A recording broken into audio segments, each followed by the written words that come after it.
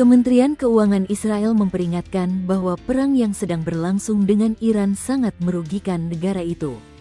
Israel secara ekonomi rugi sekitar 3 miliar dolar AS, 50 triliun rupiah, per minggu berperang melawan Iran.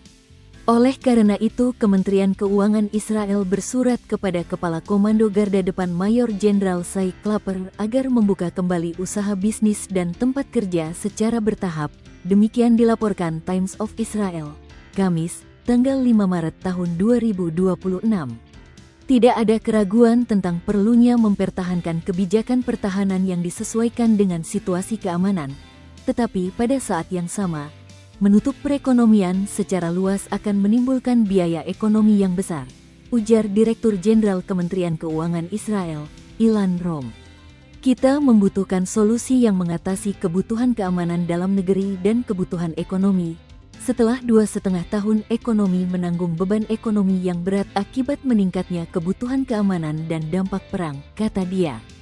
Pembatasan aktivitas ekonomi. Tak lama setelah Israel dan AS melancarkan serangan ke Iran pada Sabtu tanggal 28 Februari tahun 2026, Komando Pertahanan Dalam Negeri Angkatan Bersenjata Israel, IDF, mengeluarkan pedoman nasional yang melarang semua pertemuan, kegiatan pendidikan, dan tempat kerja, kecuali untuk bisnis penting.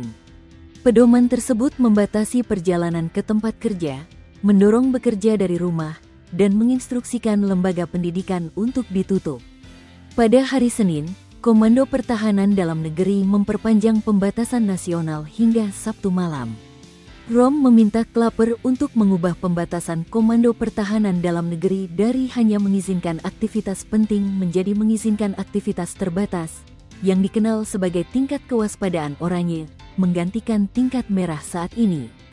Pembatasan aktivitas ekonomi saat ini mengakibatkan kerugian ekonomi Israel 50 triliun rupiah per minggu akibat penutupan lembaga pendidikan, larangan di tempat kerja, dan mobilisasi tentara cadangan.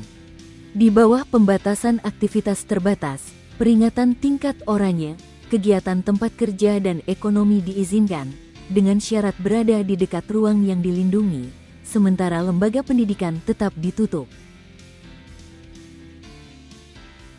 Download Tribun X sekarang, menghadirkan lokal menjadi Indonesia.